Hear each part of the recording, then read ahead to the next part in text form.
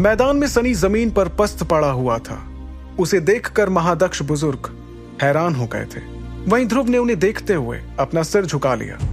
सनी को बुरी तरह से हराने के बाद भी उसके चेहरे पर गुरूर की एक झलक भी नहीं थी, बल्कि वो तो बुजुर्ग के सामने झुककर उनका आदर कर रहा था। सनी को जमीन पर देखकर आह भरते हुए दूसरे बुजुर्ग ने अपना हाथ ऊपर हवा में उठाया, इस इशारे के साथ कि वो चैलेंज को खत्म करना चाहते थे। लेकिन तभी उनकी नजर सनी पर पड़ी, जो अचानक उठकर खड़ा हो गया। उसे देखकर ऐसा लग ही नहीं रहा था कि कुछ देर पहले उसने किसी से लड़ाई भी की थी। फिर उसने अपनी मुट्ठियां बंद करते हुए अपने पैर को जोर से जमीन पर पटकर यह मैदान में मौजूद सभी लोगों के लिए एक इशारा था कि लड़ाई अभी खत्म नहीं हुई थी। उसकी कलाइयों में शक्ति घूमने लगी थी और अचानक वो जोर से गुर्राने लगा। फिर उसने ध्रुव की तरफ देखा और उसे देखते ही सनी का गुस्सा और ज्यादा बढ़ गया। उसने अपने मुंह पर से खून पोंछते हुए चिल्लाकर कहा, ध्रुव, अब तेरी खैर नहीं। ये कहकर वो तेजी से ध्रुव की तरफ भागा, जिसे देखकर महादक्ष बुजुर्ग ने उसे रोकने की कोशिश की। ठहर जाओ सनी। लेकिन सनी को उनकी बात सुनाई नहीं दे रही थी। इस वक्त उसके दिमाग में सिर्फ गुस्सा सवार था, जिसकी वजह से वो ध्रुव की ओर किसी पागल सांड की तरह भाग रहा था। सच तो यह था कि सनी ने सानवी की दी हुई गोली खा ली थी और अब उसमें इतनी शक्ति आ गई थी जितनी शायद उसने पहले कभी महसूस भी नहीं की थी। भागते भागते सनी गुस्से से अपने दांत पीसने लगा। यह देखकर वहां मौजूद सभी लोग घबरा गए थे। मंच के बगल में बैठे अरेंद्र भी समझ नहीं पा रहे थे कि आखिर हो क्या रहा था। हारने के बाद भी सनी में इतनी ताकत कैसे बाकी थी। सनी की चमकती हुई शक्ल और उसके आसपास मंडराती शक्ति को देखकर तजुर्बेदार लोगों ने अंदाजा लगा लिया था कि उसके अंदर अचानक से एकलव्य रैंक जैसी ताकत आ गई थी।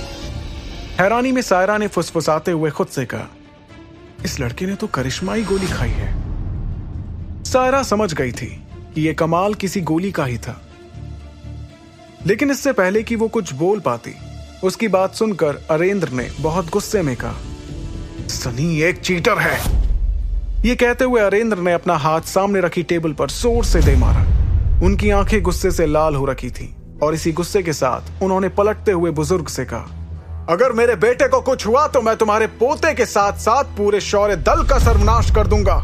अरेंद्र जानते थे कि उनका बेटा सनी से ज्यादा मेहनती और काबिल था।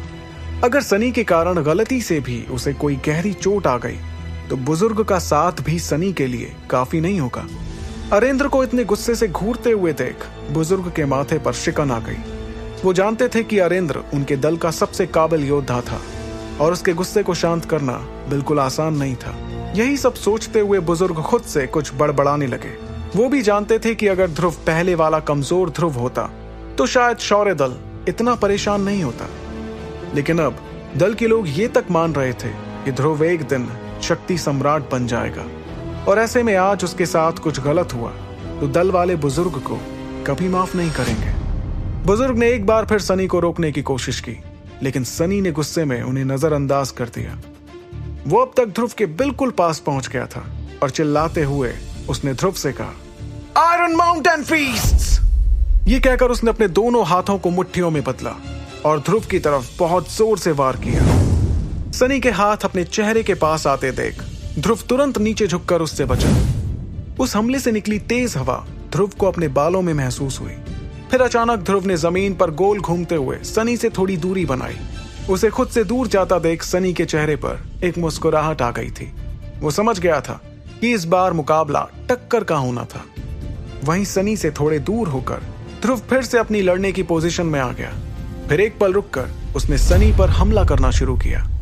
वहीं मंच पर बैठे महादक्ष बुजुर्ग ने अपना पैर मंच पर मारते हुए कहा, गधे हैं दोनों। ध्रुव को अपनी ओर आता देख सनी ने एक बार फिर अपनी मुट्ठी से ध्रुव पर हमला किया।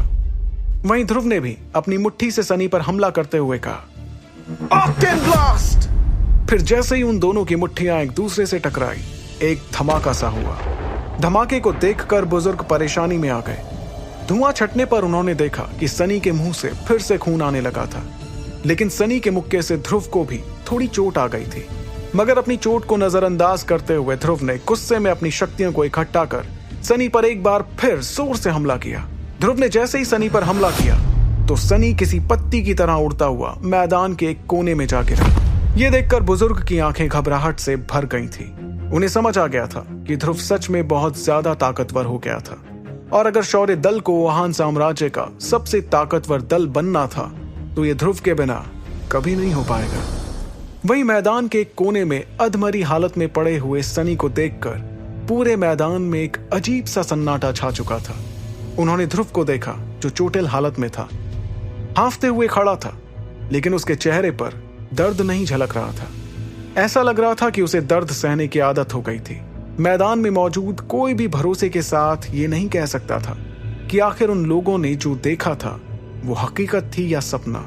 सभी ने हारे हुए सनी को खड़े होकर वापस लड़ते देखा था, और फिर से हारते हुए भी। सनी की ताकत को देखकर कोई भी ये नहीं कह सकता था कि इस बार भी ध्रुव की ही जीत होगी, और वो भी ध्रुव के सिर्फ एक मुक्के के साथ। मैदान में खड़े ध्रुव को देखकर सायरा ने अपने गोरे हाथों से अपना मुंह छुपा लिया था, क्योंकि वो नहीं चाहती थी कि कोई भी उसे ध्रुव की जीत पर इतना खुश होता देखे। उसने मन ही मन सोचा, आखिर ये कौन से लेवल की तकनीक थी? क्लास 2? लेकिन ये कैसे हो सकता है? उसे अपनी बढ़ती धड़कन महसूस हो रही थी। क्लास 2 की तकनीक सीखना बहुत ज्यादा मुश्किल था, इसलिए ज्यादा लोग इसे सीख नहीं पाते थे। कुछ देर ध्रुव के बारे में सोचने के बाद अचानक उसे एक चीज का ध्यान आया। शौर्य दल की सबसे बड़ी तकनीक क्लास 2 लेवल की फिशर लायन तकनीक थी, और उसने जो कुछ देर पहले अपनी आंखों के सामने देखा था वो फिशर लायन तकनीक तो बिल्कुल नहीं थी। तो आखिर ध्रुव ने ये तकनीक सीखी कैसे और कहां से? क्योंकि एक बात तो पक्की है कि ध्रुव को ये तकनीकें अरेंद्र जी ने तो बिल्कुल नहीं सिखाई थी। तो फिर ध्रुव ने ये तकनीक कहां से सीखी? ये सोचते हुए सायरा ने चुपके से अरेंद्र की ओर देखा। उसने देखा कि अरेंद्र के चेहरे पर इस वक्त हैरानी का भाव था, जिससे वो ये भी समझ गई थी कि ये तकनीकें अरेंद्र भी पहली बार देख रहे थे। इसका मतलब था कि ये तकनीकें शौर्य दल की तो नहीं थी। फिर अपने सामने रखे चाय के प्याले को देखते हुए सायरा ने खुद से सवाल किया, अरेंद्र जी ने नहीं सिखाया तो फिर किसने सिखाया? सायरा ने देखा था कि ध्रुव ने कितनी अच्छी तरह से तकनीकों को अपनाया था। वो जानना चाह रही थी कि आखिर ध्रुव का गुरु कौन था जो उसे शौर्य दल से छुपते छुपाते ये तकनीकें सिखा रहा था, क्योंकि अकेले तो इन तकनीकों को सीखना नामुमकिन था, और ध्रुव इन तकनीकों में महारत भी हासिल करने लगा था। इसका मतलब उसके गुरु कोई शक्तिशाली और तजुर्बेदार आदमी थे, और चूंकि वो आदमी ध्रुव को क्लास 2 की तकनीक सिखा रहा था, इसका मतलब वो कम से कम द्रोण रैंक पर तो जरूर होगा। ध्रुव की तकनीकों की गुत्थी उलझती जा रही थी, और सायरा ने ठान लिया था कि वो इसे सुलझा कर रहेगी। उसे लगा अचानक ध्रुव की शक्तियों के बढ़ने के पीछे भी शायद उसी आदमी का हाथ था। वहीं सायरा के बगल में बैठे अरेंद्र भी ध्रुव के बारे में ही सोच रहे थे। उनके बेटे ने लड़ाई के दौरान इतनी अच्छी तकनीक दिखाई थी जिसे देखकर वो मन ही मन खुशी से उछलने लगे थे। लेकिन अब जब लड़ाई खत्म हो गई थी तो अरेंद्र के चेहरे पर परेशानी साफ नजर आ रही थी। तभी उन्होंने एक गहरी सांस लेते हुए खुद से कहा, शायद कोई मेरी पीठ पीछे ध्रुव को ट्रेन कर रहा है, लेकिन कौन हो सकता है? तभी उन्होंने अपनी दाढ़ी खुजाते हुए मैदान में मौजूद सभी की तरफ देखा।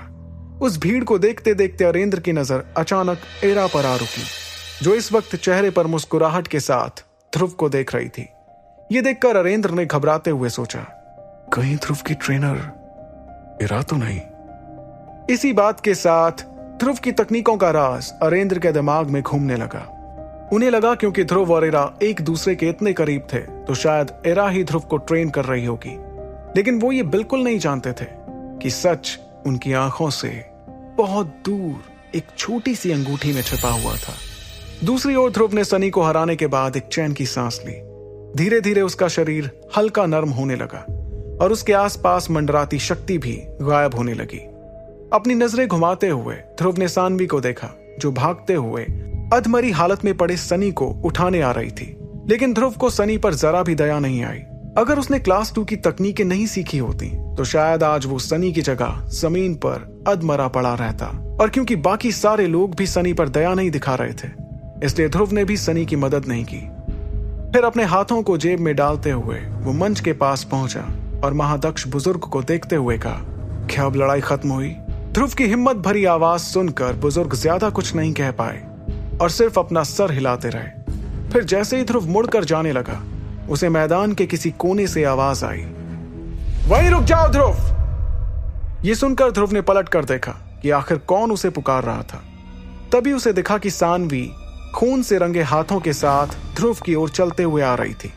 उसकी आंखों में गुस्सा और आवाज में बदले की भावना थी। यह देखकर मंच पर से बुजुर्ग ने आवाज लगाई, सानवी, अब तुम क्या चाहती हो? लेकिन सानवी ने बुजुर्ग की बात को नजरअंदाज कर ध्रुव से आगे कहा, तुम अपने भाई को इतनी बेरहमी से कैसे मार सकते हो? सानवी की बात सुनकर ध्रुव को हंसी आ गई।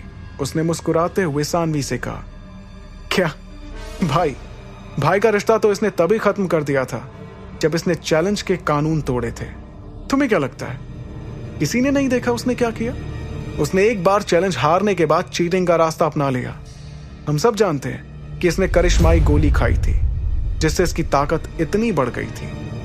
क्या गोली खाते वक्त उसे भाई का ख्याल नहीं आया? अगर उसकी जगह मैं वहां पड़ा होता तो क्या सनी से भी तुम इतना ही गुस्सा होती? एक बार बहन की नजरों से नहीं बल्कि शौर्य दल की मेंबर की नजरों से देखो और फिर बताओ गलती किसकी थी। एक के बाद एक सवाल पूछे जाने पर सानवी थोड़ा सहम गई थी, लेकिन उसका गुस्सा अभी शांत नहीं हुआ था। उसने उसी गुस्से के साथ ध्रुव की आंखों में देखते हुए कहा, मुझे तुम्हारा लेक्चर नहीं सुनना है। मैं सिर्फ इतना जानती हूं कि तुमने मेरे भाई को जख्मी किया है और इसलिए अब मैं तुम्हें चैलेंज करती हूं। अगर तुझ में हिम्मत है तो मेरा चैलेंज एक्सेप्ट कर। सानवी की चैलेंज वाली बात सुनकर मंच पर से बुजुर्ग ने उसे डांटते हुए कहा, सानवी, अपना चैलेंज तुरंत वापस लो। ये जगह तुम्हारे चैलेंज के लिए नहीं है। यहां सिर्फ एकलव्य रैंक से कम वाले किसी को चैलेंज कर सकते हैं। लेकिन सानवी तो उनकी बात मानने से रही। उसने गुस्से में अपना निचला होंठ दांतों से दबाते हुए ध्रुव से कहा, हिम्मत है तो मुझसे लड़कर दिखाओ। ध्रुव के दिमाग में इस वक्त बहुत कुछ चल रहा था। उसने सोचा क्या सानवी पागल हो गई थी? ध्रुव कुछ देर पहले उसके भाई से लड़ा था जिसके कारण वो अब थक गया था और अब उसे अपनी हिम्मत साबित करने के लिए एकलव्य रैंक की 3 सितारों वाली लड़की से लड़ना होगा जिसका नतीजा उसके लिए हार ही होना था। लेकिन ध्रुव को उकसाते हुए सानवी ने आगे कहा, क्या तुम एक लड़की के चैलेंज से घबरा गए? क्या मैसेडोरिया का शिरोमणि एक लड़की से डर गया? ध्रुव को साफ समझ आ रहा था कि सानवी उसे उकसाने की कोशिश कर रही थी, लेकिन अब बात उसकी इज्जत की थी क्योंकि सानवी ने सभी के सामने ध्रुव को ललकारा था। ध्रुव ने चैलेंज एक्सेप्ट करने के लिए जैसे ही अपना कदम बढ़ाया तो उसे अपने पीछे किसी के हंसने की आवाज सुनाई दी। फिर जैसे ही ध्रुव ने चौंकते हुए पीछे मुड़कर देखा तो उसे देखा कि इरा हंसते हुए उसके पास आ रही थी। इरा जैसे ही ध्रुव के पास पहुंची उसने सानवी को देखते हुए कहा, सानवी, तुम देख रही हो कि ध्रुव कितना थक चुका है, फिर भी तुम उसे चैलेंज कर रही हो। ये तो एक थके आदमी का फायदा उठाना हुआ। अगर तुम सच में लड़ना चाहती हो तो क्यों ना मेरे साथ 2-2 हाथ हो जाए। इरा की बात सुनकर ध्रुव ने उसे पीछे करते हुए उससे कहा, तुम्हें यहाँ आने की क्या जरूरत थी इरा? इरा ने ध्रुव की बात का कोई जवाब नहीं दिया और चुपचाप सानवी को देखती रही। फिर उसने जैसे सानवी को उकसाना शुरू किया, सानवी, एक तो तुम ध्रुव से उम्र में भी बड़ी हो और ऊपर से ट्रेनिंग के लिए एकेडमी भी गई हो। इन बातों को देखते हुए मुझे तुम्हारा चैलेंज सही नहीं लग रहा है और अगर तुम्हारी इतनी ही हारने की इच्छा हो रही है तो मुझे तुम्हें हराकर बहुत खुशी मिलेगी। सुपर योद्धा के सारे एपिसोड्स को सुनने के लिए डिस्क्रिप्शन में दी लिंक से डाउनलोड करें पॉकेट FM ऐप।